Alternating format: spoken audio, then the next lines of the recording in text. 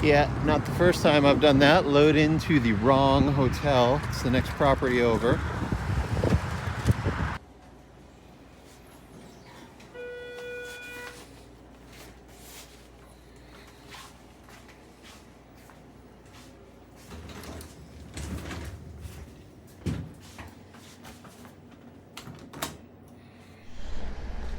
Good morning. My back is out.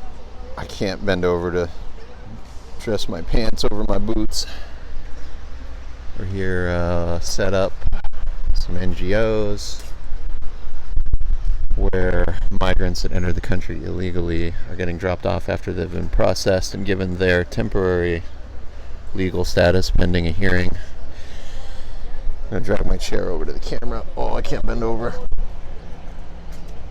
And, oh, there's a good shot right there. I'm going to get that. Alright, trying to be productive with my standby time. I'm going to drill a hole in this battery plate so I can hang... Oh, let's come around here. I don't want to bust my shot. So I can hang a Anton Bauer battery here to recharge the LiveU. It's running on internal battery right now. And then also I can use this carabiner to hang the battery gold mount plate off the bottom of the LiveU. I didn't want to make a permanent, semi-permanent setup because I want to keep this small for mobility. Alright, I'm going to drill some holes.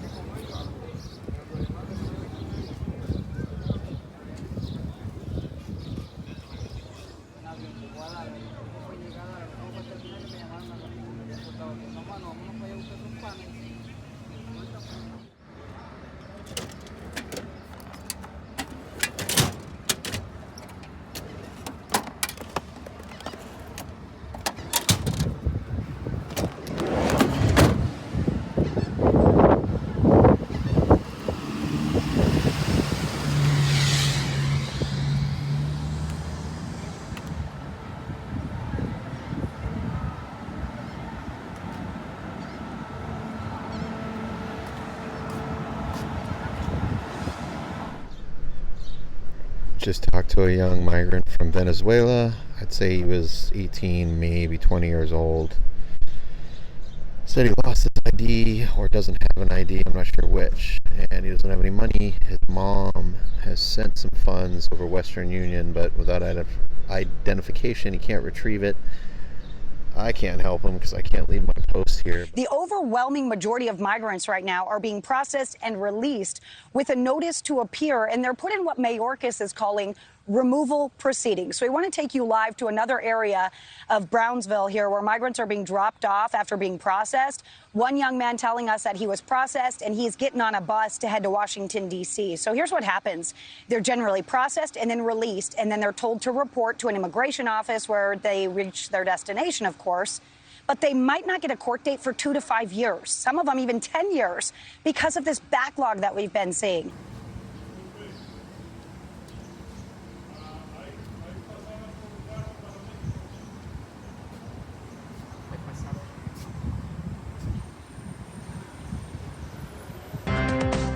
Good afternoon to you. It's Tuesday, May 2nd. I'm Nicole Burley, and the Biden administration has authorized 1,500 additional troops to the border ahead of the end of Title 42. That's the COVID-era policy, which restricts immigration. Let's give you a live look at a border crossing in Brownsville, Texas. In less than 10 days, officials expect a surge of people arriving to these border towns. And correspondent Evan Lambert is live for us in Washington. Evan, what do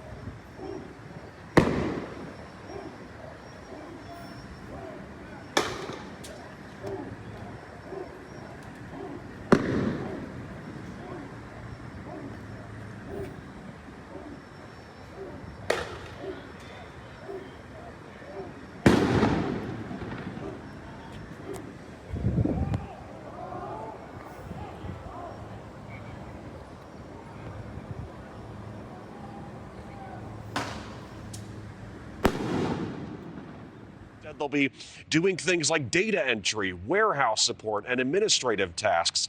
In announcing this move on Tuesday, the White House spokesperson noted how troops have been sent to the border in the past before taking aim at Congress to pass more border legislation. All the local media cleared out. I'm still here. They're going to take my shot in about 60 seconds for top of the hour. After that, I can reposition.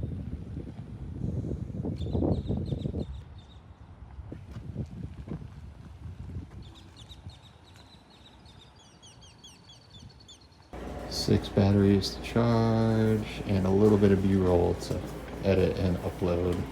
Shower and dinner.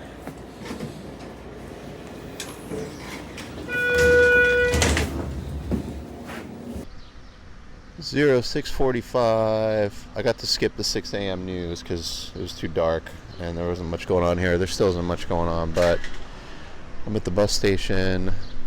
This is where, same as yesterday, the Border Patrol drops off processed migrants that crossed illegally but have now been processed, and my understanding is they've got seeking asylum status, so pending their hearing, they are now in the country legally. So when I rolled up here this morning, most of these folks were just sprawled out on the sidewalk sleeping.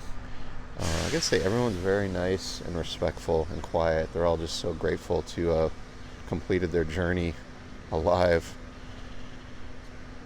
So I'm just hanging out right here because I want to sit in the van for a little bit. I'm just going to keep this shot of people on the sidewalk until the motor coaches from the Border Patrol start rolling up at this intersection to offload migrants. It was like 1 to 3 bus loads every 20 minutes yesterday. Picked up a few additional support items specifically for LiveU. A bunch of spare iPhone charging cables. Seems like these producers and correspondents that are on the road every week, airline flights to chasing news, breaking news, they have a lot of cables that go down. So I got spares to hand out now. And then everyone nowadays is using their iPhones or Samsung phones for IFB during the live shots. So I got a bunch of 3 Lightning to headphone connectors as backups. And then I also got USB-C to headphone for Samsung phones. I don't see them in here, but here we go. Here's one. And then I also picked up, I learned from correspondent Marky Martin out of Dallas when we did our live shot a couple weeks ago in Austin. She had one of these so she can charge her phone while she's on the call, the IFB link, headphone and charger, 2 Lightning ports. So picked up 2 of these. And I think I gave one. Yeah, I gave one away last week, so I'm down to 1. So you know what? I'm going to put another one in my Amazon shopping cart. Also purchased 2 additional surveillance-style listen-only headsets. These have 3.5mm connectors, so they'll work off an iPhone with one of these adapters. I have been carrying these for years and years for interviews, last 3 years specifically over Zoom, if we want to do an earpiece instead of a powered speaker. And they're one use. I treat them as one use. Once it goes in someone's ear, I just let them keep the headset and I buy a replacement. I should invest in some high quality Telex. I think they're about just under $100. Telex makes one with a nice bigger driver, much higher quality audio signal, and it gets louder. And then there's also a company, hey, remind me in the comments, I'm forgetting, they're US made. It's like Midwest Audio or something like that. They're same price point as the Telex units, I think just under $100 plus shipping, but I think I'm going to pick up 1 or 2 of those and maybe a bunch of reusable earbuds. And I do carry alcohol pads for cleaning things in my catch-all drawer. Battery plate to charge the LiveU that I put together yesterday is working out well. Carabiner from Home Depot, and Home Depot got some clear 1/4-inch rubber hose just to prevent the carabiner. This particular style, it's a hard angle and it was gouging up my tripod sticks, so I put this rubber hose on there to protect. Same on the LiveU unit. And this is just a eBay battery plate shipped direct from China. I like the ones that come with this aluminum backing plate. because I can mount them on different things. It's a little more tedious when it's just the plastic plate. It's got 4 holes in the corners, but this is just a better mating surface. Now I don't have my rolls of tape with me today. Those are live wires right there. I think eventually I'm going to bypass the D-tap and I'll make a cable that goes from these leads directly to this style barrel connector. And then this is dual purpose. I can either hang it on the sticks or on the bottom of the LiveU right here.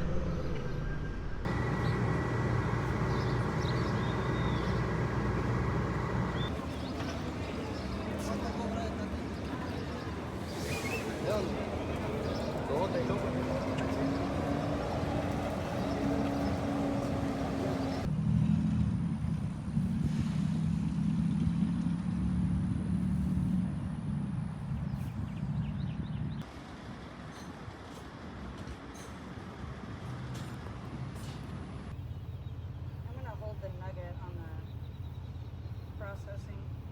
Nugget. I'm hot. Okay, I'll call you back.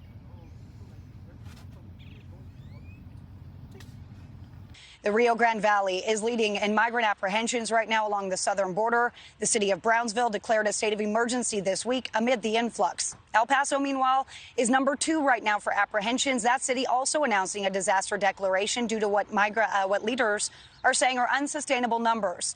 Migrants are once again camping on the streets of the so-called sanctuary city. Back in Brownsville, meanwhile, Governor Abbott is conducting mandatory checks on commercial vehicles crossing the border from Mexico.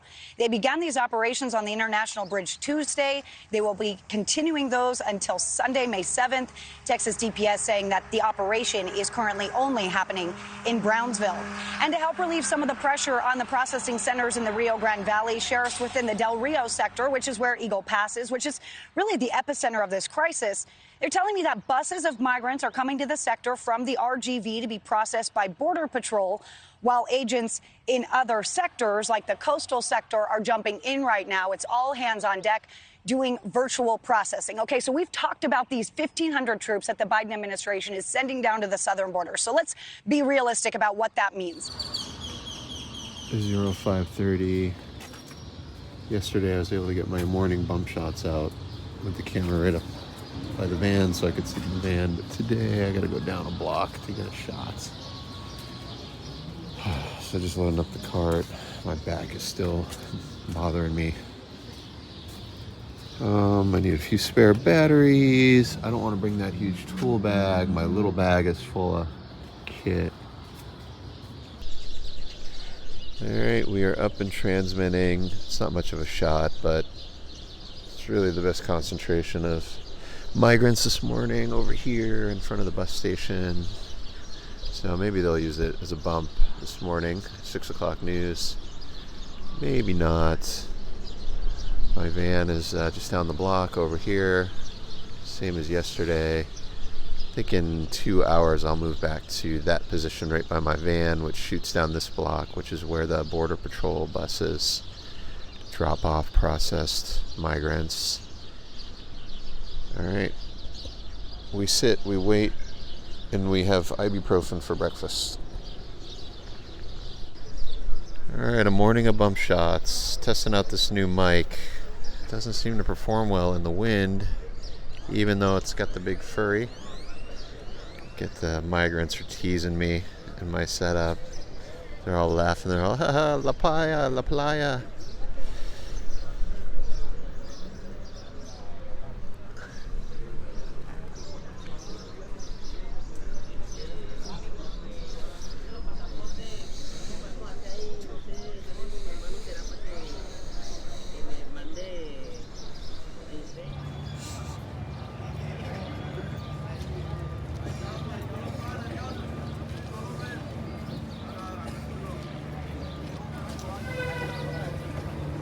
Ken's 5 out of San Antonio, although this photog is based down here in the valley for that station. East Staff, rocking the FS7.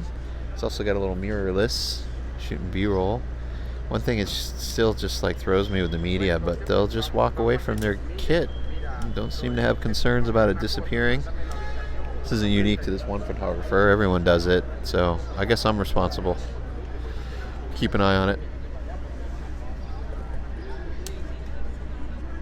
No me interesa criticar que tiene ahorita más, te lo juro que voy por todo y nadie me va a frenar. Siempre con Dios ante delante, papá. Vengo de Chile, pero soy de Venezuela. Ya he cruzado tantas fronteras sin visa en verdad, que le meto cabrón a esta mierda y mira mi voz pa.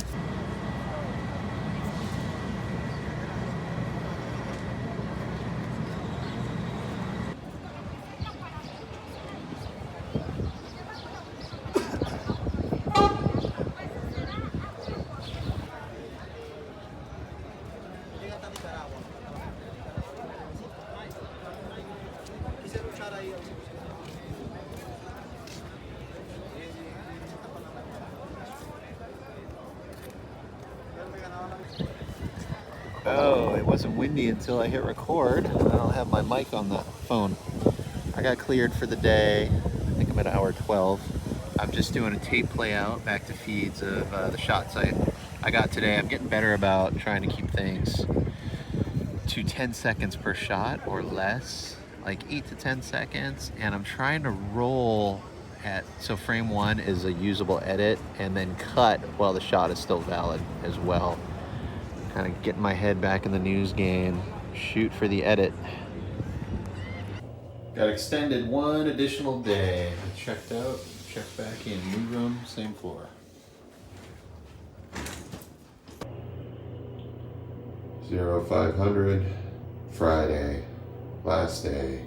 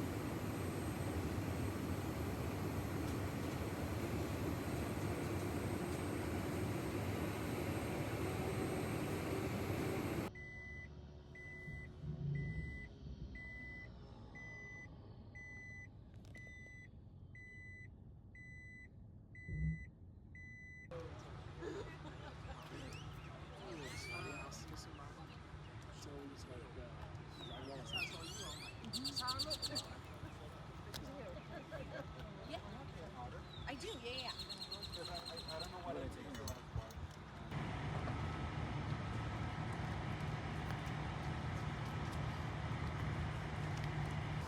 Alright, still at the airport.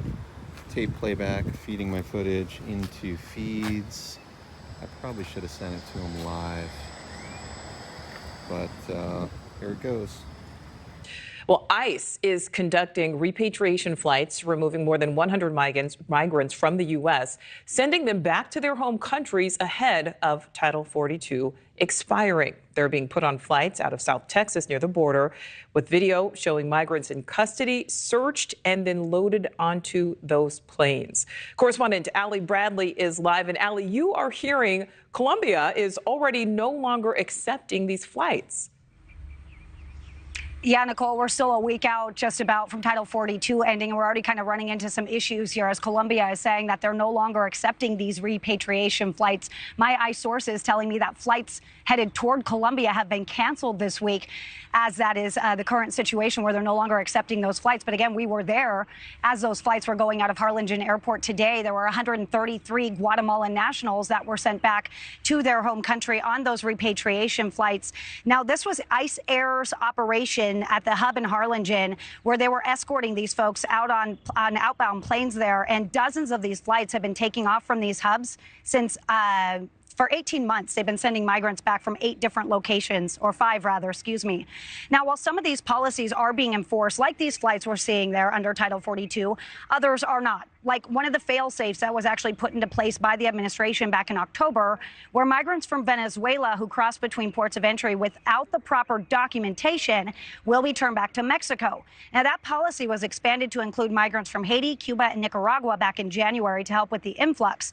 Now, we sat down and talked with a guy named Nelson. He arrived with 5 other men from Venezuela. They do not have family here.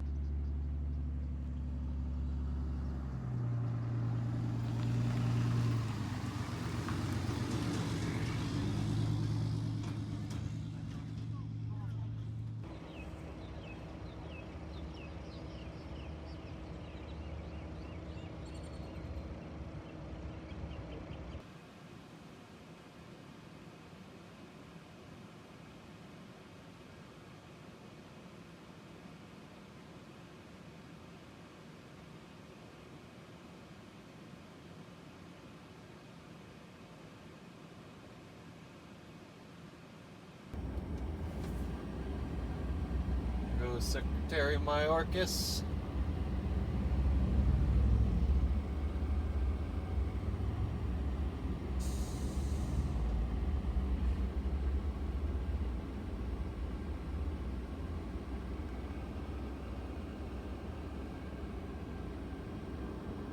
There he is, right there. Or here, one of the two.